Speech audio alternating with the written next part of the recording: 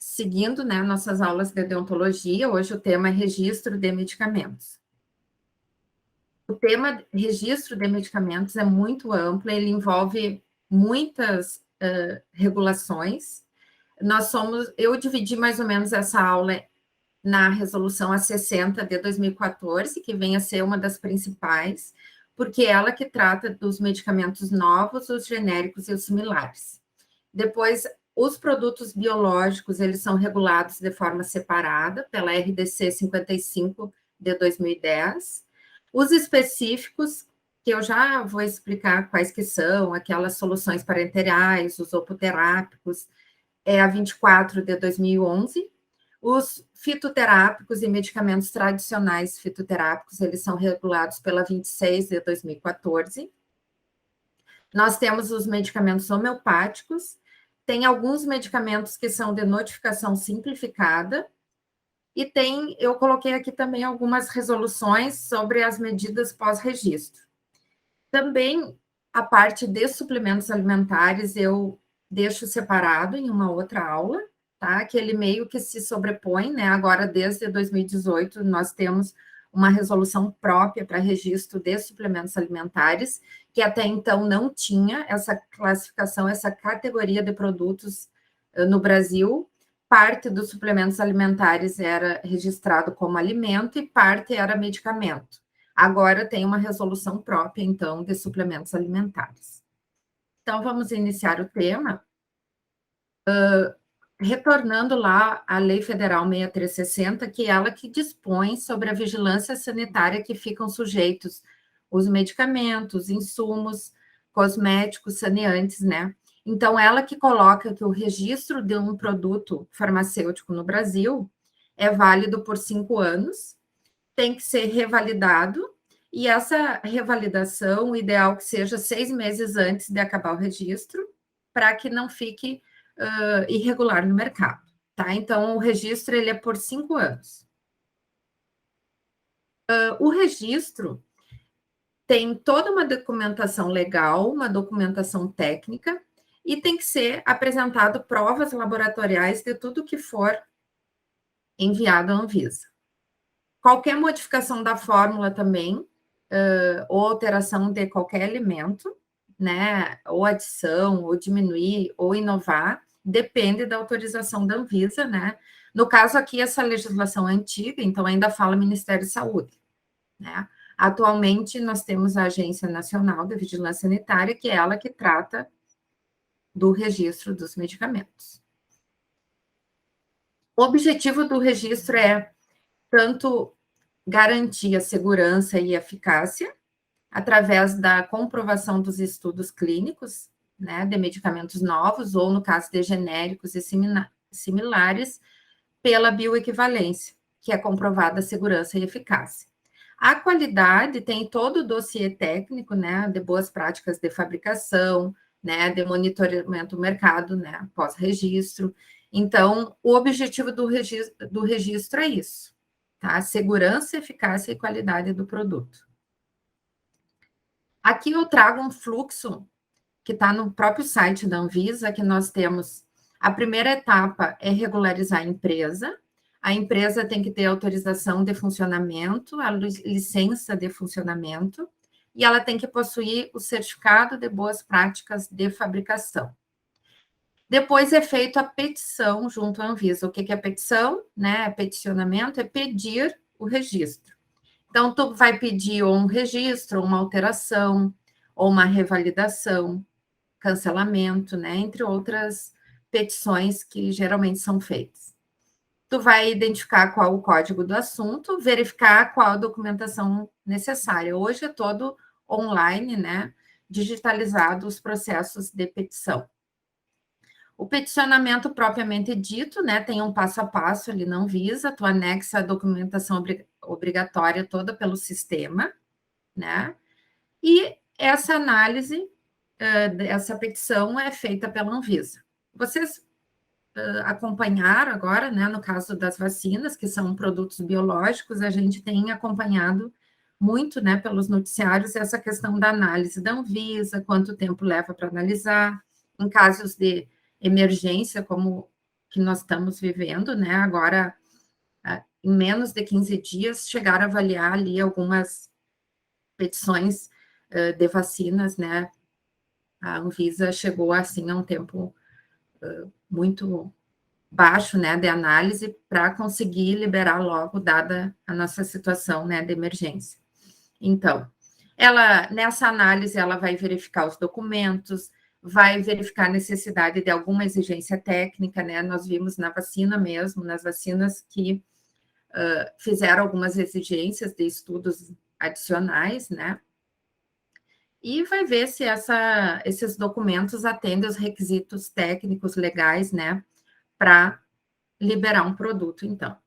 Depois ela pode deferir ou indeferir, né? E depois é publicado no Diário Oficial o resultado do registro de qualquer produto, do cancelamento, de alteração da fórmula, revalidação, tudo é publicado no Diário Oficial da União, que é a nossa imprensa oficial do Brasil. Então, como eu falei antes, né, eu vou fracionar a parte de registro aqui, de acordo com a categoria dos produtos. A Anvisa, quando na hora do peticionamento, ela tem uma estrutura organizacional. Então, os medicamentos, né, vão ser peticionados para a Gerência Geral de Medicamentos e Produtos Biológicos. Tá? Já se for um suplemento alimentar ou alimento, é peticionado a GGALI, que é a Gerência Geral de Alimentos. Tá? Dentro da Gerência Geral de Medicamentos e Produtos Biológicos, tem várias coordenações e gerências, né, de acordo com o tema, com o produto, enfim, que vai ser analisado. Então, tem uma coordenação que avalia só a questão da propriedade intelectual, que é das patentes, né? Tem uma gerência que avalia a segurança e eficácia. Tem uma coordenação que avalia as pesquisas clínicas, né, em seres humanos. Tem uma coordenação de equivalência terapêutica, que é no caso para os genéricos. Tem uma coordenação só de registro do insumo farmacêutico ativo, né? O IFA, que muito foi falado agora. Tem uma coordenação de registro de medicamento de menor complexidade. Ela coordena também bulas e rotulagens. Tem uma coordenação que é só pós-registro, então, na verdade, esse produto já foi registrado e fez alguma petição pós-registro. Uma gerência de medicamentos específico, fitoterápico, dinamizado, gases e aqueles que são só notificados. E uma gerência que é só para avaliação de produtos biológicos, que no caso aqui entram as vacinas. Então, vamos à primeira, né, que são os produtos novos, genéricos e similares. Em 2014, foi revogada as anteriores, que eram separadas, né, em medicamentos novos, era 136, de 2003. Tinha dos medicamentos genéricos e similares, eram de 2007. Então, foram unificadas em uma só resolução. Então, aqui, só para lembrar para vocês, a questão do medicamento referência, que é o produto inovador, é aquele que foi o registrado no órgão federal, no caso, na Anvisa, cuja eficácia, segurança e qualidade foi comprovada junto à Anvisa, tá? Na hora do seu registro. Depois, o produto intercambiável é o que a gente chama, tem os genéricos e tem os similares, tá?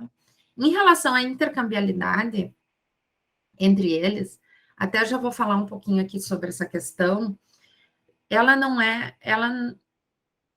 a teoria dela é o que eu vou apresentar, mas não é o que a gente tem visto na prática nas farmácias, até se vocês quiserem fazer alguma colocação aqui, porque, na verdade, assim, ó, se o médico prescreveu um medicamento referência, o farmacêutico ele só poderia fazer a troca por um genérico, porque foi comprovado, o genérico foi comprovado em relação à referência, a sua equivalência terapêutica, ou um similar.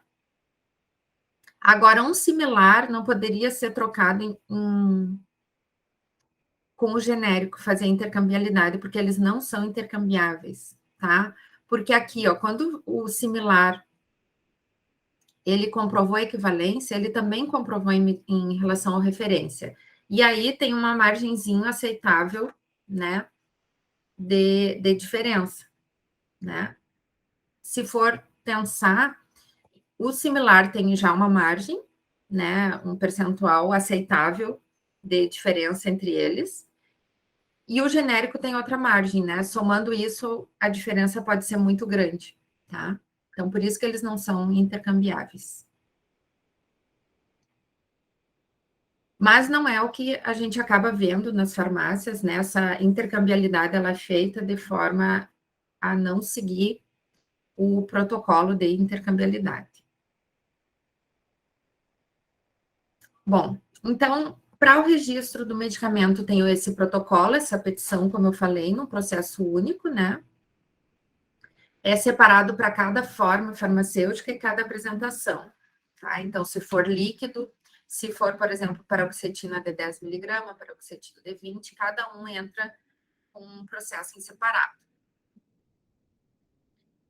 Então, a documentação técnica que precisa em relação a todo o IFA, todo o desenvolvimento da formulação, em relação ao produto terminado, a produção, a estabilidade desse produto e como que vai ser feito o controle de qualidade dessa forma farmacêutica.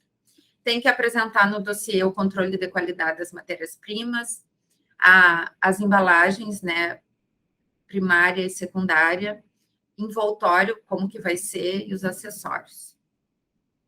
Além disso, tem que apresentar o texto da bula, o layout da embalagem, boas práticas de fabricação e controle. Então, aqui eu resumi, né, como que deve ser o dossiê nesse relatório técnico no momento do registro.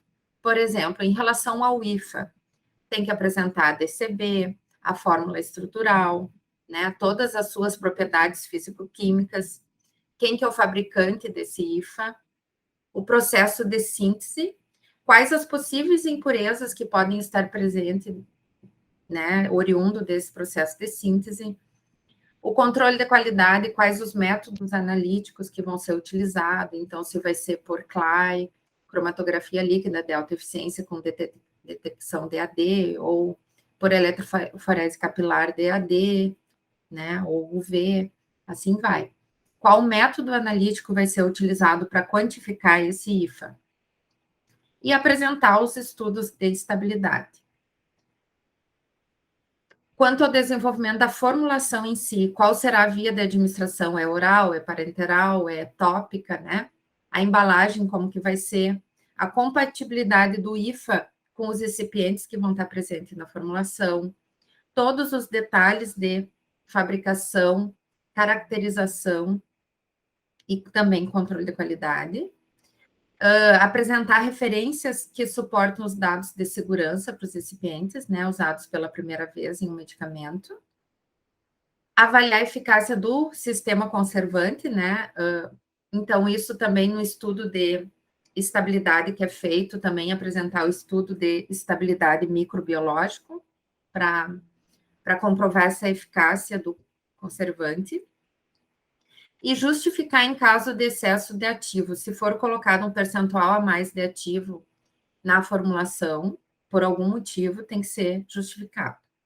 Em relação ao produto acabado também, toda a questão do controle de qualidade, o método analítico que vai ser utilizado para determinação, né, da qualidade desse produto, relatório da validação do método analítico, gráfico do perfil de dissolução, por exemplo, se for comprimido, né, ou de liberação imediata, liberação controlada, né? Então, apresentar esse perfil de dissolução, a descrição da embalagem, dos envoltórios e dos acessórios, justificativa para ter suco, né? Aqueles comprimidos sulcados, que é usado para particionar, muitas vezes, o comprimido, né? Eles são sulcados. E todo o dossiê de produção, fluxograma da etapa, qual o ponto crítico da produção, o tamanho do lote tem que ser colocado, por exemplo, eu já vi medicamentos serem cancelados à venda por detectarem, por a Anvisa fazer uma inspeção e detectar um tamanho de lote 10 vezes ao que foi colocado no dossiê no momento do registro. Então, foi interditado aquele produto por isso, né? Porque tu tem que colocar na hora do registro qual o lote, qual o tamanho do lote que tu for produzir, né? E o estudo da estabilidade aqui pode ser de curta e média duração e depois o estudo em longo prazo, que a gente chama estudo de prateleira, pode ser depois, tá? Então, vai ter um tempo para apresentar esse estudo, né, de prateleira, de estabilidade do produto de prateleira.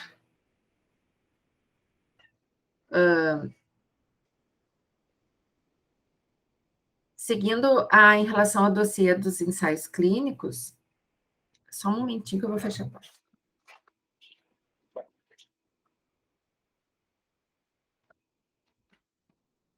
Abriu com vento. Então, em relação ao dossiê dos ensaios clínicos, nós temos resoluções específicas, né, de 2015, que é o regulamento para realizar esses ensaios clínicos no Brasil, e uma instrução normativa de 2017 em relação aos procedimentos de inspeção em boas práticas clínicas, tá, para esses ensaios clínicos. Lembra que eu falei lá no início da deontologia que sempre tem a Anvisa é muito organizada nesse sentido, né, e que ela publica seguidamente, né, instruções normativas para auxiliar como que vai ser cumprida uma resolução. Então, veio a resolução A9 de 2015, que regulamenta os ensaios clínicos, e em 2017 a Anvisa publicou uma instrução normativa para como que seria, né, o procedimento de inspeção dessas boas práticas clínicas. Então, medicamentos já registrados, eles têm que fazer ensaios clínicos quando eles forem propor uma nova indicação terapêutica, uma nova via de administração, uma nova concentração, uma nova forma farmacêutica. Se a indústria quiser ampliar o uso de um medicamento, uma nova posologia, novas associações. Então, qualquer alteração pós-registro que requer dados clínicos, né, e precisar renovação desse registro, vai ter que fazer de novo os ensaios clínicos. Então, esse ensaio clínico, nós já soubemos, né, uma pesquisa conduzida em seres humanos com o objetivo de descobrir ou confirmar os efeitos clínicos farmacológicos. Também tem o objetivo de confirmar qualquer outro efeito farmacodinâmico do medicamento que está em experimento, identificar alguma reação adversa, estudar absorção, distribuição, metabolismo. Então, nós já soubemos, na verdade, né, os vários objetivos de um ensaio clínico. Também, dentre os principais objetivos, é verificar a sua, então, segurança e eficácia, né? Basicamente, resumindo, seria isso, verificar a segurança e a eficácia. Nós temos os ensaios clínicos de fase 1, 2 e 3, né? Temos também os ensaios pré-clínicos, na verdade, que são feitos em testes in vitro em animais. Os ensaios clínicos de fase 1 e 2 duram dias, né? Tu testa o medicamento pela primeira vez em humanos para avaliar a segurança desse produto, né? Para obter o perfil farmacocinético, farmacodinâmico, né? Pode ser tanto em pacientes, em voluntários saudáveis ou em pacientes, né? É um número bem menor, gira em torno entre 10 e 30 voluntários, dura em torno de dias. Já a fase 2 dura semanas, também para avaliar, já que não é, ou a fase 1 é mais para avaliar a segurança, a fase 2 já é para avaliar eficácia, por isso que é feito em pacientes e dura semanas. Também já obtém informações um pouco mais detalhadas sobre a toxicidade. A fase 3, que a gente viu agora, né, acompanhou bastante com as vacinas, ela dura normalmente meses, os pacientes são um número muito maior, né, a gente viu aqui algumas que aconteceram aqui em Santa Maria, até fase 3 da vacina, né, foram milhares de voluntários que fizeram aí que participaram, né, nos ensaios clínicos para a vacina do Covid.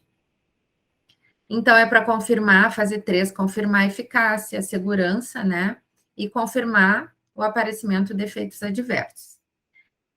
Aí, o medicamento já pode ser lançado no mercado, né, e vem a fase 4, que é a farmacovigilância, que é para monitorar a qualidade.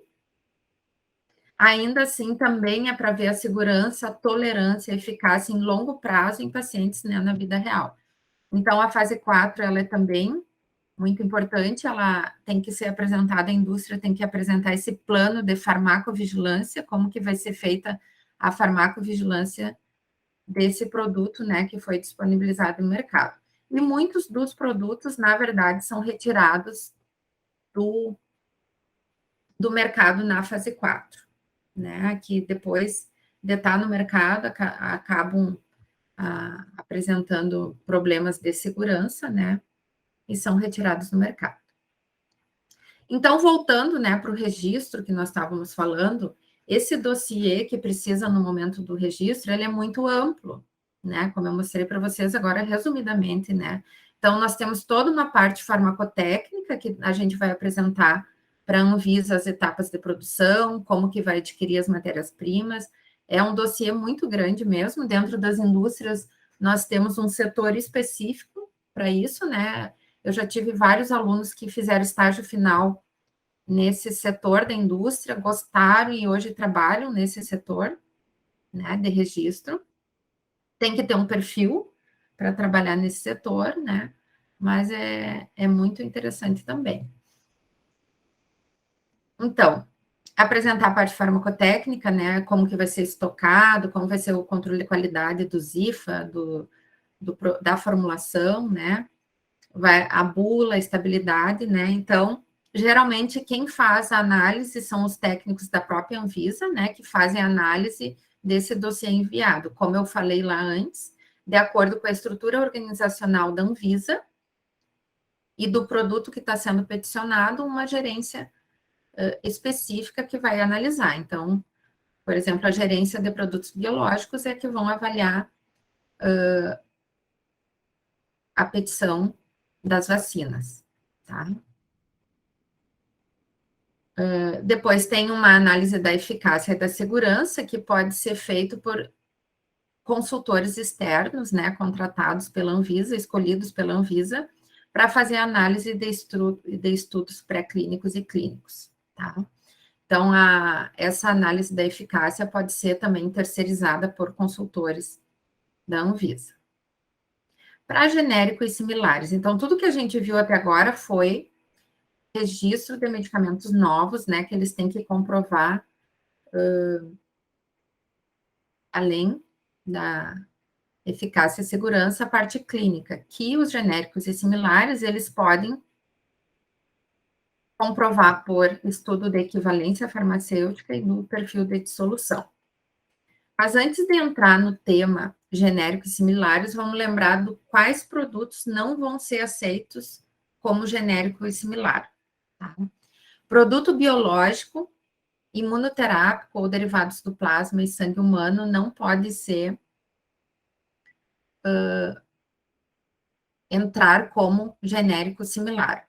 Os produtos biológicos agora, né, tem os biosimilares, que eu vou explicar logo adiante, né, que é uma resolução nova da Anvisa, né, relativamente nova, que se aceita produtos biosimilares através de estudos de comparabilidade, tá? Fitoterápico também não pode ser aceito como genérico similar, é o mesmo problema dos biológicos, o mesmo problema não, a mesma questão, a mesma característica, é muito difícil tu fazer um extrato de uma planta igual a outra, né, o processo muda muito, é assim como os produtos biológicos, né, o processo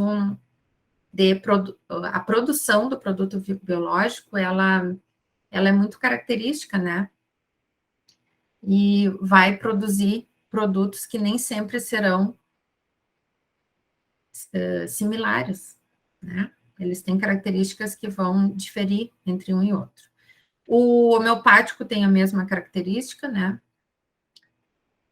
Medicamentos de notificação simplificada, não precisa também, antisséptico de uso hospitalar, produtos com fins diagnósticos e contraste radiológico, radiofármaco, né?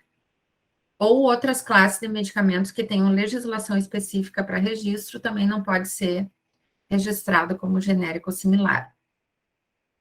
E nós temos alguns medicamentos que eles são isentos por conta também de suas características, tá?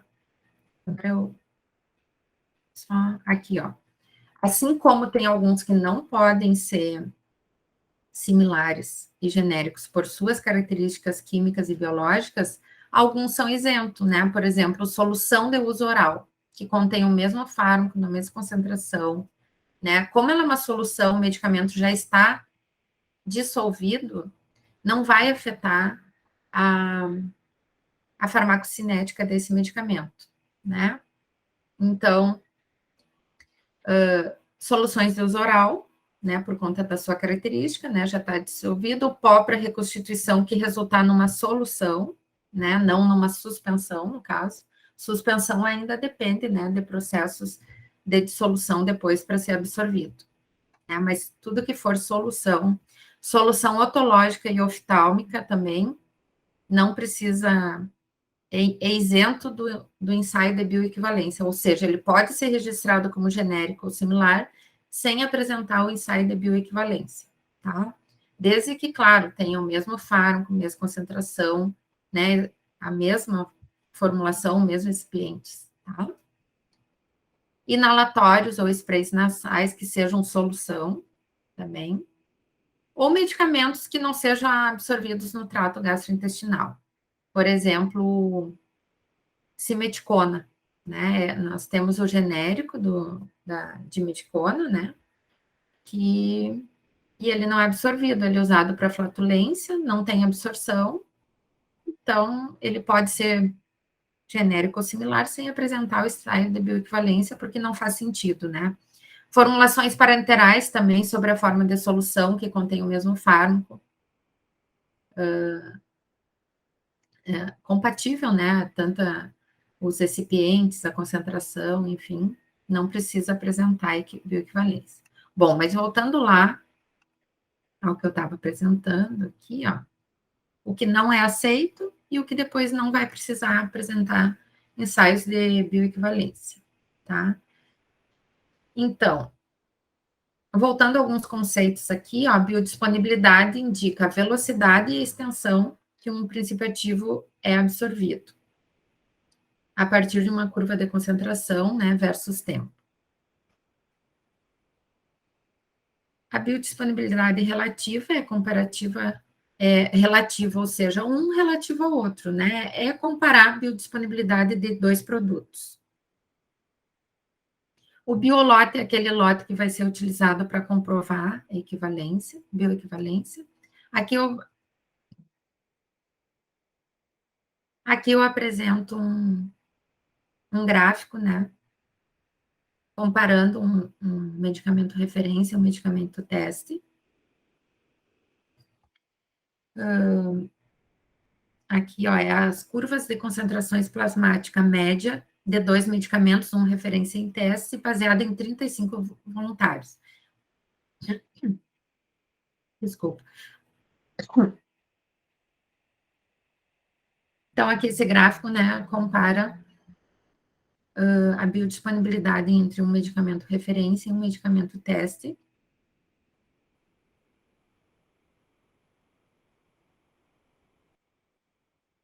Aqui também os conceitos, né, o que é um equivalente farmacêutico. Eles vão possuir a mesma forma, a mesma via de administração, a mesma quantidade de substância ativa, podendo ou não conter recipientes idênticos. No caso, o equivalente, tanto genérico quanto similar, ele não vai precisar que o recipiente seja idêntico, mas a liberação tem que ser compatível um com o outro, tá? Então, por exemplo, forma de liberação modificada pode ter recipientes diferentes, mas elas devem liberar a mesma quantidade da substância ativa em relação ao intervalo de tempo. O estudo de equivalência terapêutica, ele é um conjunto de ensaios físico-químicos, né? Quando aplicável, por exemplo, se é um produto biológico, ensaios microbiológicos e biológicos, né? Comprova que 2 medicamentos são equivalentes terapêuticos. Tem uma rede brasileira de laboratórios analíticos, que a gente chama REBLAS, que tem os laboratórios oficiais do Brasil, que eles fazem esse estudo de equivalência, tá? Não é qualquer laboratório, não é a indústria que vai comprovar, então eles têm que terceirizar em um desses laboratórios oficiais que demonstram, né, que eles são equivalentes. Então, aqui, ó, no site da Anvisa, tem a lista dos medicamentos similares e os medicamentos referências. Eu trouxe aqui para vocês um exemplo da fluoxetina, da paroxetina também. Eu queria que vocês lembrassem sempre disso, que quando se fala em medicamento referência, pode ser mais de um medicamento, tá? Então, aqui, por exemplo, para a fluoxetina 20 miligramas, o referência é o Prozac, tá? Agora, se for solução oral 20 miligramas por ml, o referência é o Daforin, tá? Se for cápsula gelatinosa dura, o referência é o Daforin também, de 10 miligramas. Comprimido revestido, 20 miligramas é o Daforin. Então, nós temos referência para a fluoxetina, tanto Prozac quanto Daforin, tá? Vai depender da forma farmacêutica e da concentração, tá bom? Então, assim, ó, por isso que aquela intercambiabilidade que a gente falou lá, a regra da intercambiabilidade é difícil de ser cumprida, e a gente vê que não é cumprida na farmácia, porque o certo aqui, ó, seria fazer sempre que uma cápsula gelatinosa dura, se for prescrito fluoxetina de 10 miligramas, se for prescrito Daforin, pode trocar por fluoxene, né? Mas se for prescrito outro, não pode, porque o referência é o Daforin, tá? Então, tem que ser cuidado muito. Aqui, ó, em relação à paroxetina também. Em relação à forma, ó, comprimido revestido e à apresentação, né? Nós temos quantos, ó? Tem da GlaxoSmithKline, tem da Libs e tem da Eurofarma. Então, nós temos o Pondera, o Cebrelin, o Paxil e o Aropax. Todos eles são referência, tá? Todos eles são referência, depende da forma farmacêutica e da dosagem. Aqui o alendronato, comprimido aqui, ó. Nós temos aqui, eu coloquei um exemplo da lista de medicamentos registrados genérico, né, por ordem de medicamento referência. Nesse caso aqui, todos é o Fosamax. Tá? E eu, assim, ó, tem que lembrar também que tem alguns medicamentos referência que são excluídos do mercado, ou porque teve o registro cancelado, ou descontinuou a comercialização. Por exemplo, o Cataflan, diclofenaco, ele era o referência e teve o registro cancelado, tá? O Coreg, que é o carvedilol, nessas dosagens, eles foram descontinuados, tá? Tagamet, que é a cimetidina, o registro foi cancelado. Então, quando um registro é cancelado, um medicamento referência, a Anvisa tem que indicar um novo medicamento referência para aquele produto, tá? Por isso que na hora lá, na primeira parte aqui do registro, quando eu mostrei dos antecedências, ó, medidas antecedentes ao registro de um genérico e similar, é ver a lista de medicamentos referência no portal da Anvisa. E, na ausência, solicitar a indicação de um medicamento referência pela Anvisa. Por quê? Porque algum pode ter sido cancelado, como esses exemplos aqui que eu apresentei, tá? Então, aqui equivalência e o resumão, né? Os medicamentos similares, eles vão ter o mesmo princípio ativo, a mesma concentração, a mesma forma farmacêutica, a mesma via de administração, a mesma posologia e a mesma indicação, mas eles podem diferir o tamanho do produto, a forma, o prazo de validade, a embalagem, a rotulagem e o recipiente e o veículo. Então, pode diferir em algumas questões. Aqui, como eu dei exemplo para vocês, já deixando mais claro a questão da equivalência, né? O Motrin, nesse caso, a referência, pode intercambiar pelo similar e pelo genérico. Agora, o Ibupril, por exemplo, os similares entre eles não podem ser intercambiados e nem entre eles e os genéricos. Temos guias também, né, disponibilizados pela Anvisa para elaborar o protocolo de estudo de biodisponibilidade relativa e bioequivalência, guia para como elaborar o relatório técnico do estudo de biodisponibilidade, o guia para isenção e substituição de estudos de biodisponibilidade, e essa resolução, ó, sobre as diretrizes e normas para pesquisas clínicas envolvendo seres humanos. Em relação aos medicamentos genéricos e similares, que eu falei ali no início, desculpa, que foi revogada as resoluções 16 e 17 de 2007, que eram as de genérico e similares, quando foi publicada a 60, né? Só que não foi revogado os artigos referentes à prescrição, então seguem valendo as questões, né? Que no âmbito do SUS, as prescrições pelo profissional responsável, né? Pelo prescritor, ele deve adotar obrigatoriamente o nome genérico, né? Então, ele não pode prescrever marca no SUS, né? Se for. No serviço privado, ele pode, claro, prescrever o nome comercial do medicamento, tá? E uma grande questão aqui, que é bastante discutida, né? Se o médico pode proibir a troca do medicamento de referência pelo genérico.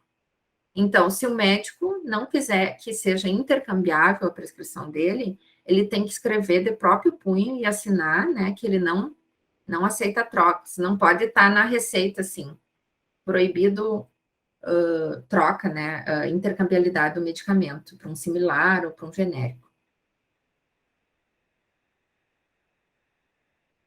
Agora, os produtos biológicos. Eles têm características específicas, né, como eu falei. São as vacinas, os soros, hemoderivados, né, anticorpos, medicamentos contendo micro-organismo vivo ou atenuado, né? Mas aqui, ó, não se aplica antibiótico e estrógenos conjugados, tá? Nem a soro hiperimunes, probióticos, alérgenos, sendo regulamentados em norma própria, tá? Esse ali. Então, aqui alguns exemplos de produtos biológicos, né? O Botox, as vacinas, a insulina. Tá? O produto biológico tem o produto biológico novo, que seria aquele inovador, né? Que ainda é o primeiro registro no Brasil. Como eu falei para vocês, ele não pode ser genérico nem similar, mas ele pode ser biosimilar. É uma nova categoria de produto, né? Que ele pode pedir registro, né? Por ensaios de comparabilidade. E o produto biológico comparador é o produto que já foi registrado na Anvisa, né? E que tem apresentado o dossiê completo na hora da submissão. Então, a resolução número 50 de 2011 é que coloca os procedimentos para estudo da estabilidade dos produtos biológicos. E aqui também, como a gente viu na questão das vacinas, né, a Anvisa pode exigir prova adicional da identidade e qualidade do produto, ou requerer ainda novos estudos, né, mesmo após a concessão do registro, né, se tiver alguma dúvida em relação a algum produto biológico, então o artigo 14 deixa claro que a Anvisa pode pedir provas adicionais para comprovar a eficácia e a segurança. Também tem um guia para elaborar os ensaios clínicos, né, de produtos biológicos. Então, o produto biológico, ele pode ser registrado pela via de desenvolvimento individual, que é aquele novo, né? Ou por comparabilidade. Para comprovação, né, do exercício de comparabilidade, é 3 etapas. A comparabilidade da qualidade, a comparabilidade de dados não clínicos e comparabilidade com estudos clínicos em pacientes. Praticamente, são todos os testes que tem que apresentar, tá? Mas a base para os resultados são o medicamento comparador. O registro, né, de biosimilar, ele tem uma dificuldade comparado, né, a um produto sintético, né, relacionado ao seu próprio processo de fabricação, né, porque pequenas modificações no processo geralmente são proteínas com estruturas tridimensionais, né, que alterando essa estrutura tridimensional, vocês sabem, de uma proteína, vai afetar a potência, né, e a ação dessa proteína. E pode também ter problemas em relação à imunogenicidade, né, desse produto. Então, por isso que ele não pode ser genérico, comparando a um produto sintético, né, que a maioria das moléculas são pequenas, obtida por síntese química e fácil de serem caracterizadas, né. Nós temos todos os dados completos sobre essas estruturas dos medicamentos sintéticos, mas do produto biológico,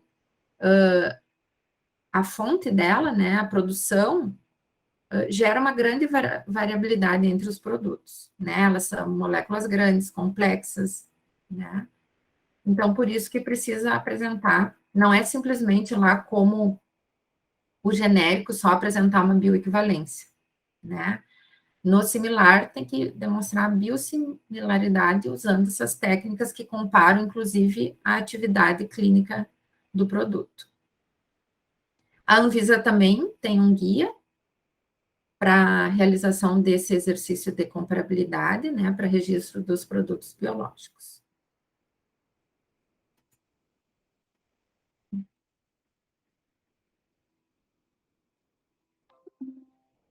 Aqui, exemplo de biosimilares registrados no Brasil. O Zarzio, que é o filgrastim, né, que é usado para diminuição da neutropenia em pacientes que fazem quimioterapia, e o rituximab, que é usado para tratamento do câncer. Medicamentos específicos, então, já vimos os novos, genéricos similares e os biológicos.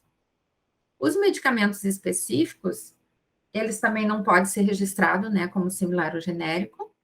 São aquelas soluções parenterais de grande e pequeno volume, água para injeção, soluções de glicose, cloreto de sódio, né? Concentrado eletrolítico. Então, produtos para nutrição parenteral. Vitamina. Aqui, em relação às vitaminas, minerais e aminoácidos, lembra que eu falei para vocês no início ali que agora nós temos uma resolução nova de suplementos alimentares?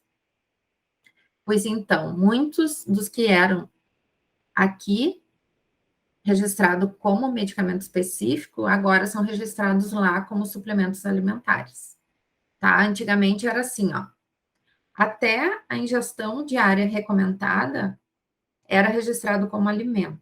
Acima da IDR, era registrado como medicamento específico, então dependia da vitamina que era, né, e da concentração que ela estaria na forma farmacêutica. Agora ficou assim, ó, a partir da resolução de 2018, né, que definiu a categoria dos suplementos alimentares no Brasil, colocou que são considerados medicamento específico, medicamentos à base de vitamina, mineral, aminoácido ou proteínas, com indicações terapêuticas bem estabelecidas e diferente das alegações estabelecidas para suplementos alimentares. Basicamente é assim, então.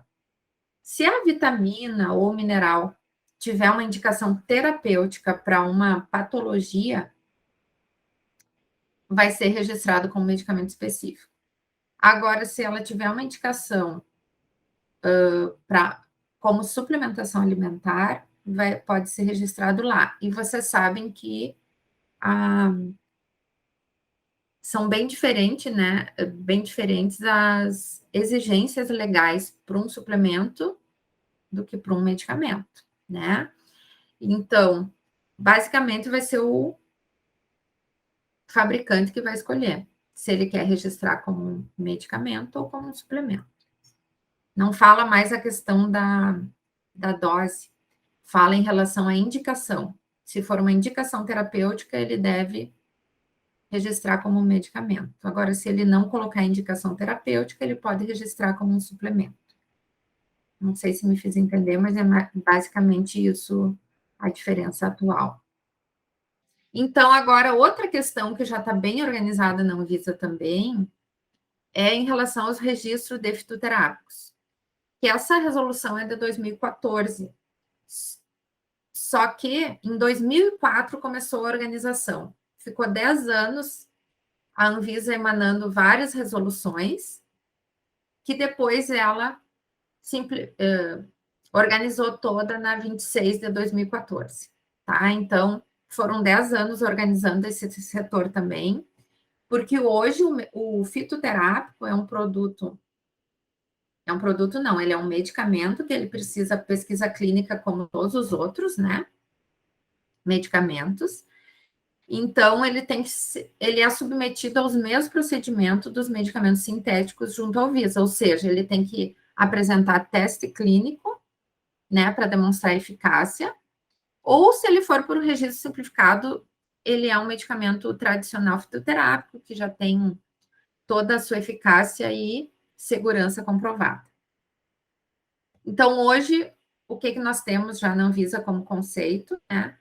O fitoterápico, ele é considerado um medicamento obtido com emprego exclusivo de matéria-prima vegetal, cuja segurança e eficácia seja baseada em evidência clínica e caracterizado pela constância da sua qualidade. Tá? Então, ele tem qualidade, ele tem segurança, ele tem eficácia. Não se considera fitoterápico ou produto tradicional fitoterápico aquele que inclua na sua composição substância ativa isolada ou purificada, daí não é fitoterápico, daí é um medicamento, tá? Se ele tiver uma substância isolada. Que mais? Então, aqui os conceitos, né? Nessa resolução, nós vamos ter basicamente 3 classes de medicamento. O fitoterápico, que ele pode ser com registro ou registro simplificado, se ele já tiver tradicionalidade de uso, né? Mais de 30 anos de uso, tiver presente em compêndios oficiais, né? Pode ser feito o registro simplificado. Mas o medicamento fitoterápico, ele é obtido com emprego, como eu falei já antes aqui, matéria-prima vegetal, com segurança, eficácia e qualidade comprovada.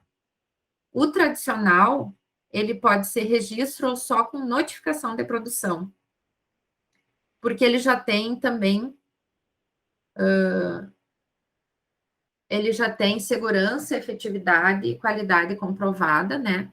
E ele é concebido para ser utilizado sem a vigilância de um médico. Então, a diferença aqui, o tradicional fitoterápico, ele é isento de prescrição médica, e o medicamento fitoterápico, ele é sob prescrição médica, tá? Então, nós, farmacêuticos, não podemos prescrever o medicamento fitoterápico, tá? A gente pode prescrever o tradicional. E inclui aqui também os chás medicinais. Então, eu coloquei aqui um exemplo de cada um, que, na verdade, agora, esse ano, agora foi promulgado que o Edera Helix, ele é isento de prescrição, tá? Gente, me desculpe, eu botei ali como fitoterápico, mas aí ele acabou de passar agora para MIP, ele é isento de prescrição. Então, ele segue sendo um medicamento fitoterápico, agora considerado isento de prescrição.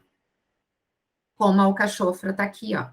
A alcachofra é um medicamento fitoterápico, só que ele é tradicional, tá? Já tem uso há muitos anos, já é comprovado, então, lembra? Segurança, eficácia e qualidade comprovada, tá bom? E a droga vegetal, que são os chás. Essa instrução normativa, a resolução tem também uma instrução normativa que ela coloca alguns que são de registro simplificado. Por exemplo, o ginkgo biloba, ele é sob prescrição médica, mas ele é de registro simplificado, porque hoje em dia já é bem característico, né? Nós temos o EGB 761, que é o extrato padronizado de ginkgo biloba, que contém entre 22 a 27, geralmente 25, que vem padronizado de heterosídeo ginkgo flavônico, tá?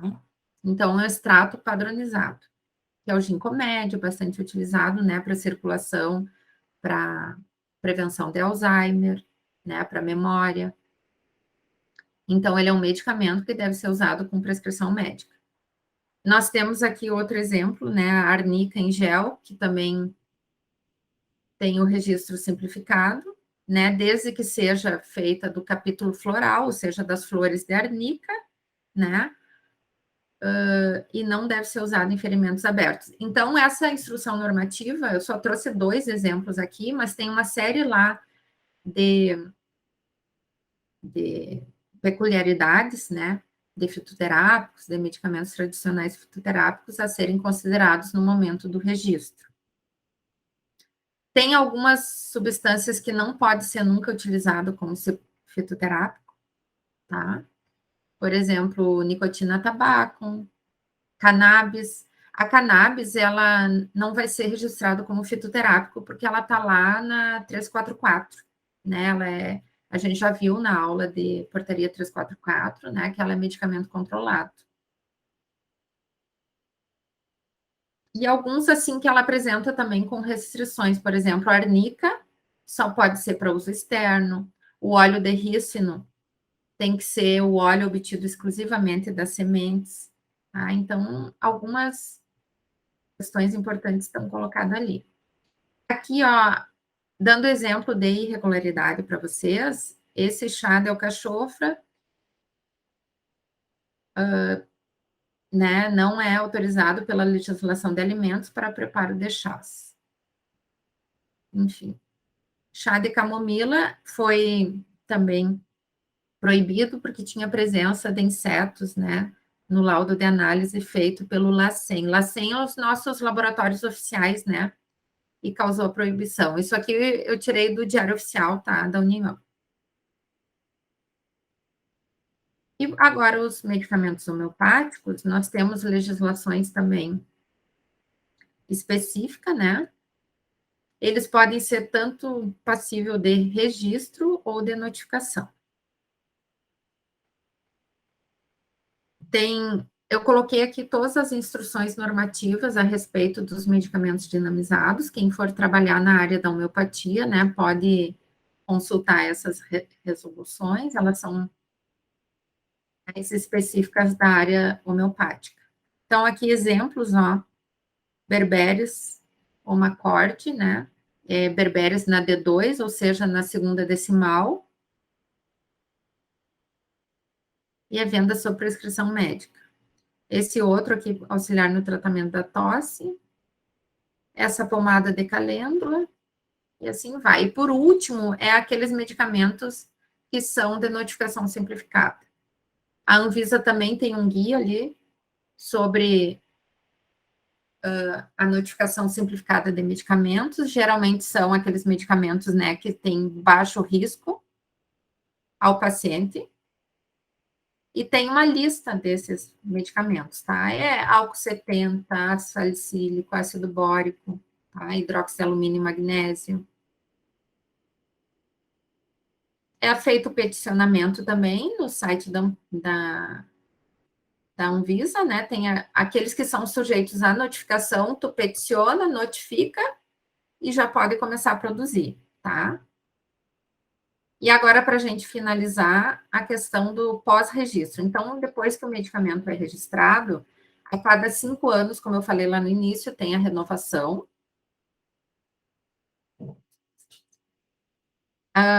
Após decorrer aqui, como eu falei antes também, o prazo de validade que tu declarou na embalagem do produto, por exemplo, 2 anos, a empresa deve apresentar o ensaio de prateleira, que é o ensaio de longa duração. Se der 2 anos, fim dos 2 anos, depois do registro, tem que apresentar. Alterações pós-registro eu já comentei com vocês antes também, incluir ou alterar o local, de local de embalagem secundária, alterar alguma alteração menor no processo de produção, que não precise novo registro, alterar o tamanho do lote em até 10 vezes o tamanho do lote, né? Uma alteração pequena de um incipiente, daí tem que passar por análise da Anvisa, o que seria uma alteração menor. Adequar as especificações e métodos analíticos a algum compêndio oficial. Reduzir o prazo de validade com manutenção dos cuidados de conservação, e assim vai. Exemplos aqui, ó, de inclusões pós-registro, uma nova apresentação comercial, um novo acondicionamento, ampliar o uso, né? Nova forma farmacêutica no país, mas de mesma indicação terapêutica, né? Também pode acontecer suspensão temporária da fabricação de um produto, que a indústria queira suspender temporariamente, ou ainda retomar a fabricação de um produto já registrado que tinha parado temporariamente de produzir. Cancelar refere-se ao cancelamento do registro. O cancelamento só pode ser implementado após análise e conclusão favorável da Anvisa. O cancelamento só pode ser solicitado após a aprovação da suspensão. Então, primeiro pede a suspensão e depois o cancelamento. E aqui essa questão que estão tentando, em fase experimental, a Anvisa, fazer um Sistema Nacional de Controle de Medicamentos com um código de barra bidimensional, né? Que é para diminuir o roubo de cargas, tá? Então, seria implantar esse Sistema Nacional de Medicamentos. Ele está em fase experimental desde 2017, né? Tem esse código de barra Data Matrix, que chama, um identificador único de cada medicamento, né? E a detentora do registro, no caso a fabricante, né? Ela vai inserir o número do registro, o número do lote, fabricação e a transação quando ela vender, por exemplo, para uma distribuidora. A distribuidora, por sua vez, também, através desse código, é gerado no sistema, né? E o varejista também, o momento da venda. Teria, assim, todo o rastreamento do produto em tempo real, né? Na hora que ele foi fabricado, foi distribuído e foi vendido ao consumidor. Seria, então, tentar controlar a cadeia logística do medicamento. Tá? Na Anvisa ali, tem todos os produtos que estão irregulares, vocês podem buscar, se vocês tiverem dúvida em relação a um produto irregular, tá? Tem essa site de busca ali, por exemplo, produto irregular. Esse aqui eu fiz uma consulta aqui de exemplo para vocês verem. A amitriptilina, DMS, foi suspensa a comercialização, distribuição e uso e recolhimento. Foi recolhimento voluntário e suspensão da comercialização. Na verdade, o que motivou foi recolhimento voluntário da indústria em razão da presença de cartela de atenolol num cartucho de amitriptilina. Tá? Então, foi um desvio de qualidade que ocorreu aí e foi recolhido o produto. E outro exemplo de irregularidade, né? Foi apreendido produto sem registro, uma ação da Anvisa, Polícia Civil do Distrito Federal, recolheu cerca de 10 mil produtos para a saúde que não possuem registro na agência. Tá? Era uma operação chamada Periculo Salutis, que ocorreu após uma denúncia recebida pela Coordenação de Segurança Institucional da Anvisa sobre uma suposta comercialização irregular de produtos. O estabelecimento, né, que foi autuado era uma loja de produto de beleza e comercializava produtos sem ter registro, atuando de forma ilegal e vendendo produto pirateado. Então, a gente tem aí toda hora, né, gente, exemplos de irregularidades, e o objetivo dessa aula é mostrar para vocês formas, né, de vocês irem ali atrás, de procurarem, de fiscalizarem, né, esses produtos que estão registrados de forma regular ou não estão registrados, como que vocês procuram, tá? Para verificar qualquer desvio da qualidade. Nunca esqueça a questão ali da farmacovigilância, nós vamos ver melhor depois em assistência farmacêutica, que é uma parte importante do registro, que é a fase 4, que é a farmacovigilância, que nós temos o sistema Notivisa da Anvisa, que é para nós, profissionais da saúde, é para os pacientes, para os médicos, para todos, né, notificar em caso de reações adversas. Tá?